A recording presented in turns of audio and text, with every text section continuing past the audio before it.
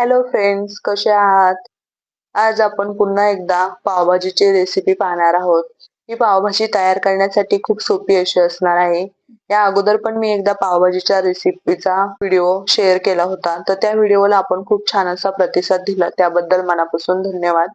आता आपण ही जी पावभाजी बनवणार आहे, तर ही खूप सोप्या पद्धतीने आणि थोडीशी वेगळ्या पद्धतीने तयार होणार आहे. कुठल्याही प्रकारचं आपल्याला यामध्ये मिक्सर मधून काही वाटण्याची गरज नाहीये किंवा कोणतीही गोष्ट परतवण्याची गरज नसणार आहे. चला तर मग वेळ न घालवता आपण या रेसिपीला सुरुवात करूयात. सर्वात अगोदर मी इथे गॅसवरती कुकर गरम करण्यासाठी ठेवलेला आहे. कुकर छान असा गरम झाल्यानंतर यामध्ये 1 चमचा मी तेल ऍड करतेय. त्यानंतर भरपूर असा फ्लावर मी टाकतेय. फ्लावर मी स्वच्छ असा कापून घेतलेला आहे आणि धुवून यामध्ये ऍड करतेय. त्यानंतर मी 2 ते 3 सिमला मिरची ऍड केलेल्या आहेत. आपण आपल्या आवडीनुसार किंवा आपल्या घरामध्ये आपण किती लोकांसाठी भाजी बनवताय याप्रमाणे या सर्व भाज्या ऍड करायच्या आहेत किंवा कमी जास्त किंवा अजून काही जर आपल्याला आवडत असेल तर भाज्या ऍड पण करू शकता. त्याचबरोबर 4 ते 5 बटाटे मी कापून धुवून यामध्ये टाकलेले आहेत. आणि नंतर हिरवा वाटाणा पण टाकलेला आहे. आता बाजारामध्ये हिरवा वाटाणा यायला स्टार्ट झालाय, तर आपण हिरवा वाटाण्याचा जरूर वापर करावा, तर भाजी छान होते. त्याचबरोबर 2 छोटे गाजर मी कापून टाकलेले आहेत. इथे आपण बीट जरी वापरत असाल तर ते पण खायला खूप छान लागतं, तर आपण टाकू शकता. तसेच मी 2 मीडियम साईजचे कांदे कापून टाकलेले आहेत आणि 2 ते 3 टोमॅटो ऍड केलेले आहेत. ते पण मी बारीक कापून घेतलेले आहेत आणि कुकर मध्येच टाकतेय. त्याचबरोबर आता आपण यावरती टाकणार आहोत 5 ते 7 लसूण पाकळ्या आणि 1 इंच आल्याचा तुकडा आणि 1 चमचा पावभाजी मसाला आणि अर्धा चमचा मी मिठाचा वापर करते. मीठ आणि पावभाजी मसाला आत्ताच थोडंसं टाकल्याने टेस्ट खूप छान येते. आता भाज्या ऑलरेडी शिजतात, तर अशा वेळेला आपल्याला मिठाचा जर आपण वापर केला तर भाज्यांना त्याची टेस्ट लागते आणि ती नंतर पण छान लागते. तर आता आपण यामध्ये ऍड करूयात 1.5 ग्लास पाणी. पाणी थोडंसं कमीच टाकलेलं आहे, कारण भाज्यांमध्ये ऑलरेडी भरपूर पाणी असतं, तर पाण्याचं प्रमाण थोडंसं कमीच ठेवायचं आहे आपल्याला.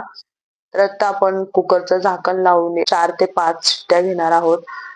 शक्यतो थोड्याशा जास्तच घ्याव्यात. मी 6 ते 7 शिट्ट्या घेतल्या होत्या आणि थोड्याशा मीडियम गॅसवरतीच घेतल्या होत्या. जर फास्ट गॅस असेल तर त्या व्यवस्थित शिजत नाही. आता आपला कुकर रेडी झालेला आहे. मी कुकर झाल्यानंतर थंड पण करून घेतलेला आहे. तर तुम्ही बघू शकता भाज्या ज्या आहेत त्या खूप छान अशा शिजलेल्या आहेत. आता आपण पावभाजी मॅशर घेऊन हे सगळं मॅश करून घेऊयात. बारीक असं मॅश करायचं आहे. आपल्याला जर हवं असेल तर थोडंसं मोठं जरी आपण भाज्या ठेवल्या तरी चालेल. तुमच्या आवडीप्रमाणे तुम्ही करू शकता. परंतु मला थोड्याशा बारीकच आवडतात म्हणून मी इथे बारीक करून घेतेय. तर आता तुम्ही बघू शकता खूप छान अशी पेस्ट तयार झालेली आहे. आपल्याला ह्याला थोडंसं काही वेगळं मिक्सर मध्ये वगैरे घालण्याची गरज नाहीये. आता आपण ह्या भाजीसाठी तडका तयार करत आहोत. हा तडका जो आहे ना, तर तो आपण तडका पॅन मध्ये तयार करून डायरेक्ट कुकर मध्ये तो ऍड करू शकता आणि आपल्याला जेवढं हवं तेवढं पाणी आपण टाकून ती भाजी खाण्यासाठी रेडी होते. मला इथे कुकर थोडासा छोटा झाला असता म्हणून मी ही जी भाजी आहे तर ही कढईमध्ये तडका देऊन घेणार आहे. तर आता कढईमध्ये तडका देण्यासाठी मी 2 चमचे तेल टाकलेले आहे आणि थोडंसं बटर ऍड केलेलं आहे. बटर ऐवजी आपण देशी तूप पण वापरू शकता. आता 2 चमचे लाल तिखट ऍड केलेलं आहे. त्याचबरोबर अर्धा चमचा हळद आणि 2 चमचे पावभाजी मसाला मी यामध्ये टाकलेला आहे. हळदचा व्हिडिओ जो आहे तर तो माझ्याकडून स्किप झालेला. थोडंसं अगोदर स्टार्टिंगला मी जिरं पण टाकलेलं होतं. हे चांगलं परतल्यानंतर आपण ऍड करणार आहोत यामध्ये जी भाजी आपण मॅश करून ठेवलेली होती, तर ती मॅश केलेली भाजी यामध्ये ऍड करणार आहोत.